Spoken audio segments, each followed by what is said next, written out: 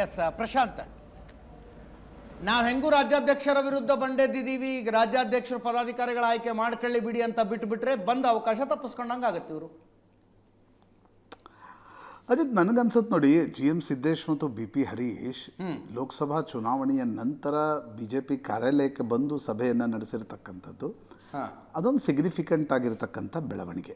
S, ಅದರ ಅರ್ಥ ನಾವು ಪಾರ್ಟಿ ಸಿಸ್ಟಮಿಂದ ಹೊರಗಡೆ ಇದ್ದು ಏನು ಯತ್ನಾಳ್ರ ಜೊತೆ ಸಭೆಗಳನ್ನು ಮಾಡ್ತಾಯಿದ್ರು, ಯತ್ನಾಳ್ರ ಉಚ್ಚಾಟನೆ ನಂತರ BJP ಕಾರ್ಯಾಲಯಕ್ಕೆ GM ಸಿದ್ದೇಶ್ ಮತ್ತು BP ಹರೀಶ್ ಬಂದು ಪ್ರಹ್ಲಾದ್ ಜೋಶಿ ಅವ್ರ ಜೊತೆ, ಈಗ ಪ್ರಹ್ಲಾದ್ ಜೋಶಿ ಜೊತೆ ಅವ್ರದ್ದೇನು ದಿಲ್ಲಿಯಲ್ಲಿ ಅನೇಕ ಸಲ ಭೇಟಿಯಾಗಿದ್ದರು. ಹೌದು, ಅವರು BJP ಕಾರ್ಯಾಲಯಕ್ಕೆ ಬಂದು ಸಭೆ ನಡೆಸಿದ್ದಾರೆ. ಅದರ ಅರ್ಥ ಏನು ಅಂತಂದರೆ, ಹೈಕಮಾಂಡ್ಗೂ ಕೂಡ GM ಸಿದ್ದೇಶ್ BP ಹರೀಶ್ ಸೇರಿದಂತೆ ಉಳಿದವರು ಪಾರ್ಟಿಯ ಸಿಸ್ಟಮ್ನಲ್ಲಿ ಒಳಗಡೆ ಬರಲಿಕ್ಕೆ ತಯಾರಿದ್ದಾರೆ ಅಂತಕ್ಕಂಥದ್ದನ್ನು ಸಂಕೇತ ಕೊಡ್ತಕ್ಕಂಥ ಒಂದು ಪ್ರಯತ್ನ ಇದು.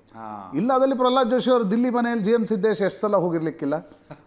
ಹೌದು, ಕರೆಕ್ಟ್ ಕರೆಕ್ಟ್. ಅವ್ರ ಮನೆಯಲ್ಲಿ ಸಭೆ ನಡೆಸೋದಕ್ಕೂ ಪಾರ್ಟಿ ಕಾರ್ಯಾಲಯದ ಒಳಗಡೆ ಬರ್ತಿದ್ದಾರೆ ಅಂತಂದರೆ ಎಲ್ಲೋ ಒಂದು ಕಡೆ ನೋಡಿ, BJP ಹೈಕಮಾಂಡ್ಗೂ ಕೂಡ, ನಾನು ಅಮಿತ್ ಶಾ ಆ ಲೆವೆಲ್ನಲ್ಲಿ ಹೇಳ್ತಾ ಇಲ್ಲ, ಅಗ್ರವಾಲ್ ಸೇರಿದಂತೆ ಉಳಿದ ಏನು ಹೈಕಮಾಂಡ್ನಿಂದ ಇಲ್ಲಿ ಪದೇ ಪದೇ ಬರ್ತಾರೆ, ಅಥವಾ ಇಲ್ಲಿನ ಈಗ ಪ್ರಹ್ಲಾದ್ ಜೋಶಿ ಸೇರಿದಂತೆ ಏನು ಕೇಂದ್ರ ಮಂತ್ರಿಗಳಿದ್ದಾರೆ ಅವ್ರಿಗೂ ಕೂಡ ಎಲ್ಲೋ ಒಂದು ಕಡೆ GM ಸಿದ್ದೇಶ್ ಮತ್ತು BP ಹರೀಶ್ ಈ ಎಲ್ಲೋ ಒಂದು ಕಡೆ ಶಬ್ದ ಬಳಕೆ ಬಗ್ಗೆ ನಿನ್ನೆ ಏನೋ ಹೇಳ್ತಾ ಇದ್ರಿ, ಐ ಆಮ್ ಸಾರಿ, ಆ ದೃಷ್ಟಿಯಿಂದ ಅವರು ಸಿಸ್ಟಮ್ನ ಒಳಗಡೆ ಬರ್ತಾರೆ ಅಂತಕ್ಕಂಥ ಸಂಕೇತ ಕೊಟ್ಟರೆ ನಾಳೆ ಇದನ್ನು ಸುಖಾಂತ್ಯ ಮಾಡಬಹುದು ಅಂತಕ್ಕಂಥ ಮೊದಲ ಪ್ರಯತ್ನ ಇದು ಅಂತ ನನಗನ್ಸುತ್ತೆ.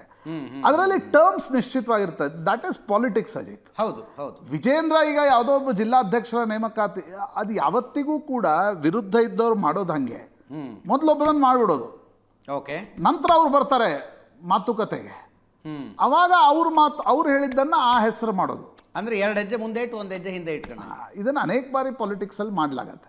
ಈಗ ಸುಧಾಕರ್ ಅವ್ರದ್ದು ಕೂಡ ಒಂದು ಹೆಸರನ್ನು ವಿಜೇಂದ್ರ ಮಾಡಿಬಿಟ್ರು, ಓಕೆ, ನಂತರ ಹೈಕಮಾಂಡ್ ಹೇಳ್ತು ಬೇಡ, ಆ ಹೆಸರು ಬೇಡ, ಯಾಕಂದರೆ ಸುಧಾಕರ್ ವಿಪರೀತವಾಗಿರ್ತಕ್ಕಂಥ ಆಕ್ರೋಶವನ್ನು ವ್ಯಕ್ತಪಡಿಸಿದ್ರು JP ನಡ್ಡಾ ಎದುರುಗಡೆ ಹೋಗಿ. ಹೌದು, ಇಲ್ಲೂ ಕೂಡ ನನಗನ್ಸುತ್ತೆ ಒಬ್ಬ ಜಿಲ್ಲಾಧ್ಯಕ್ಷರನ್ನು ಇಟ್ಕೊಂಡು BP ಹರೀಶ್ ಮತ್ತು GM ಸಿದ್ದೇಶ್ವರ್ ಬಂದ ತಕ್ಷಣ ಇನ್ನೊಬ್ಬ ತಟಸ್ಥನನ್ನು ಮಾಡಲಿಕ್ಕೂ ಕೂಡ ಅವಕಾಶ ಇರುತ್ತೆ, provided they come into the system.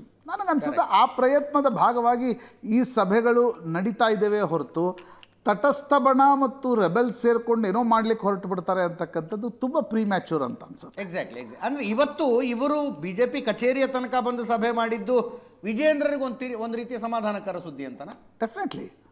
ಈಗ ನೋಡಿ, ನಾಳೆ ಅಂತಿಮವಾಗಿ ಇದು ಹೆಂಗೆ ಬಗೆಹರಿಬೋದು ನನ್ನ ಹಂಚ್ ಹೇಳ್ತೀನಿ. ಓಕೆ, ಯಡಿಯೂರಪ್ಪನವರು ಮತ್ತು ಸಿದ್ದೇಶ್ವರ್ ನಡುವೆ ಸಭೆ ಆಗದೆ ಇದೆಲ್ಲವೂ ಬಗೆಹರಿಯಲ್ಲ. ಯಾಕಂದರೆ ಒಂದು ಕಾಲದಲ್ಲಿ ಅವ್ರು ಭಾಳ ಆತ್ಮೀಯರಾಗಿದ್ದರು. ಹೌದು ಹೌದು. ಯಡಿಯೂರಪ್ಪನವರು ಅನೇಕ ಬಾರಿ ಅನೇಕ ನಾಯಕರಿಗೆ ಹೇಳಿದ್ದಾರೆ, ಉಳಿದವ್ರದ್ದೆಲ್ಲರದು ಓಕೆ, ನನಗೆ ಸಿದ್ದೇಶ್ವರ್ ನನ್ನ ಜೊತೆ ಮಾತನಾಡದೆ ಇದ್ದದ್ದು ಭಾಳ ದುಃಖ ತರ್ತಾ ಇದೆ ಅಂತಕ್ಕಂಥ. ಯಾಕಂದರೆ GM ಸಿದ್ದೇಶ್ವರ್ ನನಗೆ ಗೊತ್ತಿದೆ ಅಜಿತ್, ದಿಲ್ಲಿ ಭಾಳ ಆಪ್ತರು. ಯಡಿಯೂರಪ್ಪನವರು ಮತ್ತು ಅನಂತಕುಮಾರ್ ಇಬ್ಬರಿಗೂ ಕೂಡ ಜಗಳ ಆದಾಗ ಬಗೆಹರಿಸ್ತಕ್ಕಂಥ ಶಕ್ತಿ GM ಸಿದ್ದೇಶ್ವರ್ಗಿತ್ತು. ಈಗ GM ಸಿದ್ದೇಶ್ವರೇ ಮುನಿಸ್ಕೊಂಡಿದ್ದು, ಅವರು ಯಡಿಯೂರಪ್ಪನವರ ವಿರುದ್ಧವೂ ಮುನ್ಸ್ಕೊಂಡಿದ್ದಾರೆ, ವಿಜೇಂದ್ರ ವಿರುದ್ಧವೂ ಮುನ್ಸ್ಕೊಂಡಿದ್ದಾರೆ, ರೇಣುಕಾಚಾರ್ಯ ವಿರುದ್ಧವೂ ಅವರ ಆಕ್ರೋಶ ಇದೆ. ಇದು ಎಲ್ಲಾದರೂ ಬಗೆಹರಿಯತ್ತಾ ಅಂತಕ್ಕಂಥದ್ದು ನನಗನ್ಸುತ್ತೆ ಪ್ರಹ್ಲಾದ್ ಜೋಶಿ ಫಸ್ಟ್ ಸ್ಟೆಪ್. ಅದಾದಮೇಲೆ ಯಡಿಯೂರಪ್ಪನವರು ಮತ್ತು GM ಸಿದ್ದೇಶ್ವರ್ ಅವರ ನಡುವೆ ಒಂದು ಸಭೆ ನಡೆಯುತ್ತಾ, ಪೂರ್ತಿ ಸುಖಾಂತ ತಕ್ಷಣಕ್ಕಾಗತ್ತೆ ಅಂತಕ್ಕಂಥದ್ದು ನನಗನ್ಸಲ್ಲ. ಯಾಕಂದರೆ ತುಂಬ ಬ್ಯಾಡ್ ವಾಟರ್ಸ್ ಹರಿದು ಬಿಟ್ಟಿದೆ. ಎಸ್, GM ಸಿದ್ದೇಶ್ವರ್ ಇಡೀ ಯಡಿಯೂರಪ್ಪನವರ ಕುಟುಂಬದ ಬಗ್ಗೆ ಭಾಳಷ್ಟು ಆಕ್ರೋಶವನ್ನು, ಎಲ್ಲಿವರೆಗೆ ಅಂತಂದರೆ ಯಡಿಯೂರಪ್ಪನವರು ವೇದಿಕೆ ಹತ್ತಬಾರದು ಅನ್ನೋದನ್ನು ಕೂಡ GM ಸಿದ್ದೇಶ್ವರ್ ಹೇಳಿದರು. ವಿಜೇಂದ್ರ ಅದನ್ನೇ ಹೇಳಿದರು, ಆ ರೀತಿ ಹೇಳಿಕೆ ಕೊಟ್ಟಾಗ ನಮ್ಮ ತಂದೆ ಜಾಸ್ತಿ ಬೇಸರಗೊಂಡಿದ್ದರು ಅಂತಕ್ಕಂಥದ್ದು. ಯಾಕೆ ನನಗನ್ಸುತ್ತೆ Ajit, this is a first step. Yatnal ಉಚ್ಚಾಟನೆಯ ನಂತರ ರೆಬೆಲ್ಸ್ ಬಣಕ್ಕೂ ಒಂದು ಸ್ಪಷ್ಟವಾಗಿ ಅರಿವಾಗ್ಲಿಕ್ಕೆ ತೊಡಗಿದೆ. ಎಲ್ಲೋ ಒಂದು ಕಡೆ ಸಿಸ್ಟಮ್ನಲ್ಲಿ ಒಳಗಡೆ ಬರದೆ ಹೊರಗಡೆನೇ ಸಭೆಗಳನ್ನು ನಡೆಸ್ತಾ ಹೋದರೆ ಇವತ್ತಿನ BJP ಹೈಕಮಾಂಡ್ ಏನಿದೆ ಅದು ನಮ್ಮನ್ನು ಗಂಭೀರವಾಗಿ ತೆಗೆದುಕೊಳ್ಳಲ್ಲ ಅಂತ. ಫಾರ್ ಎಕ್ಸಾಂಪಲ್, ಈಗ ಲಿಂಬಾವಳಿ ಹೋಗಿ ಆ ಮಹದೇವಪುರದ ಕ್ಯಾನ್ಸರ್ ಆಸ್ಪತ್ರೆ ಇದರಲ್ಲೊಂದು ಕಾರ್ಯಕ್ರಮದಲ್ಲಿ ಅವರು ಪಕ್ಕದಲ್ಲಿ ಕೂತಿದ್ರು. ಸಮಯ ಕೊಡ್ತೀವಿ ಅಂತ ಆಮೇಲೆ ಅಮಿತ್ ಶಾ ಸಮಯ ಕೊಡಲಿಲ್ಲ, ಈಶ್ವರಪ್ಪನವ್ರಿಗೆ ಸಮಯ ಕೊಡಲಿಲ್ಲ, ಕರೆಕ್ಟ್, ಯತ್ನಾಳ್ರಿಗೆ ಕ್ಯಾಂಟೀನ್ನಲ್ಲಿ ಸಮಯ ಕೊಡಲಿಲ್ಲ. ಅದರ ಅರ್ಥ ಏನು? ನೀವು ರೆಬೆಲ್ಸ್ ಚಟುವಟಿಕೆ ನಡೆಸಿ ನನ್ನ ಜೊತೆ ಮಾತುಕತೆ ಕೂತ್ಕೋತೀರಿ ಅಂದರೆ ಅದು ಸಾಧ್ಯ ಇಲ್ಲ ಅಂತ ಅಮಿತ್ ಶಾ ಸ್ಪಷ್ಟವಾಗಿ ಹೇಳಿದ್ದಾರೆ. ಬಿ ಇನ್ ದ ಸಿಸ್ಟಮ್, ಏನು ಗ್ರೀವೆನ್ಸಸ್ ಇದಾವೆ ಹೇಳಿ, ಅದರಲ್ಲಿ ಎಷ್ಟು ಬಗೆಹರಿಸೋದಕ್ಕೆ ಸಾಧ್ಯನೋ ಬಗೆಹರಿಸೋಣ ಅಂತ. ದಟ್ ಈಸ್ ಅದರ ಭಾಗವಾಗಿ ಇವತ್ತು ರಾಜ್ಯ ಬಿಜೆಪಿ ಯಾಕಂದ್ರೆ ರಮೇಶ್ ಜಾರಕಿಹೊಳಿ ನೋಡಿ, ಇದರಲ್ಲಿ ನೀವು ಒಂದೊಂದೇ ಹೆಸರು ತೆಗೆದುಕೊಳ್ಳಿ. Ramesh Jarkiholi was never in the BJP system. ಹೌದು ಹೌದು. He might be closer to the Devendra Fadnavis, ಬಿಜೆಪಿಯ ನಾಯಕರಿಗೆ ಹಿ ಮೈಟ್ ಬಿ ಕ್ಲೋಸರ್. ಆದರೆ ಅವರು ಜಾರಕಿಹೊಳಿ ಕುಟುಂಬನೇ ಹಾಗೆ, ಅವರೆಂದು ಬಿಜೆಪಿಯ ಒಳಗಡೆ ಬಂದು ಬಾಲಚಂದ್ರ ಜಾರಕಿಹೊಳಿ ಬಿಜೆಪಿಯಲ್ಲಿ ಇದ್ದಾಗಲೂ ಅವರೇನು ಸಿಸ್ಟಮಲ್ಲಿ ಹೌದು. ಇಲ್ಲಿ ಕುಮಾರ್ ಬಂಗಾರಪ್ಪ ಅಲ್ಲಿ ಶಿವಮೊಗ್ಗದ ಸಮಸ್ಯೆ ಇದೆ. ಅಲ್ಲಿ ರಾಘವೇಂದ್ರ, ವಿಜೇಂದ್ರ, ಯಡಿಯೂರಪ್ಪ ಮೂವರಿಗೂ ಕೂಡ ಕುಮಾರ್ ಬಂಗಾರಪ್ಪಗೆ ಟಿಕೆಟ್ ಕೊಡಬಾರದು ಅಂತಕ್ಕಂಥದ್ದಿತ್ತು ಸೊರಬದ ಚುನಾವಣೆಯಲ್ಲಿ. ಹೀಗಾಗಿ ಅದು ಶಿವಮೊಗ್ಗ ಲೋಕಲಿ ಬಗೆಹರಿಬೇಕು. ಅದು ಈಗ ತಕ್ಷಣಕ್ಕೆ ಅದು ಬಗೆಹರಿಯಲ್ಲ. ಕರೆಕ್ಟ್. ಅರವಿಂದ್ ಲಿಂಬಾವಳಿ ಅವರಿಗೆ ಯಡಿಯೂರಪ್ಪನವರ ಒಂದು ಕಾಲದಲ್ಲಿ ಯಡಿಯೂರಪ್ಪನವ್ರಿಗೆ ಅತ್ಯಂತ ಆತ್ಮೀಯರಾಗಿದ್ದರು ಅರವಿಂದ್ ಲಿಂಬಾವಳಿ. ಹೌದು. 2019ರಲ್ಲಿ ಯಡಿಯೂರಪ್ಪನವ್ರು ಸರ್ಕಾರ ತರಬೇಕು ಅಂತಕ್ಕಂಥ ಕಾರಣಕ್ಕೆ ಓಡಾಡಿದರು. ಆ ಓಡಾಡಿದ ನಂತರ ಅರವಿಂದ್ ಲಿಂಬಾವಳಿ ಮತ್ತು ಯಡಿಯೂರಪ್ಪನವರಿಗೆ ಮುನಿಸುಗಳು ಶುರು ಆದವು.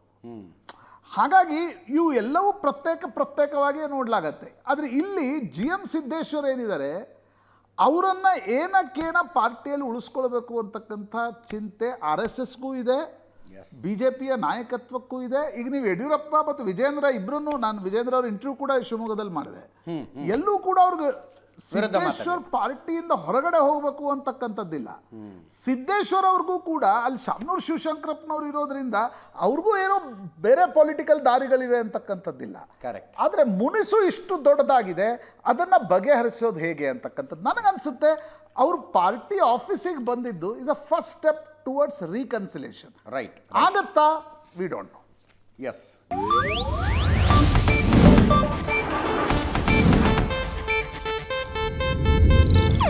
ಇದು ಏಷ್ಯಾನೆಟ್ ನ್ಯೂಸ್ ನೆಟ್ವರ್ಕ್ ಪ್ರಸ್ತುತಿ.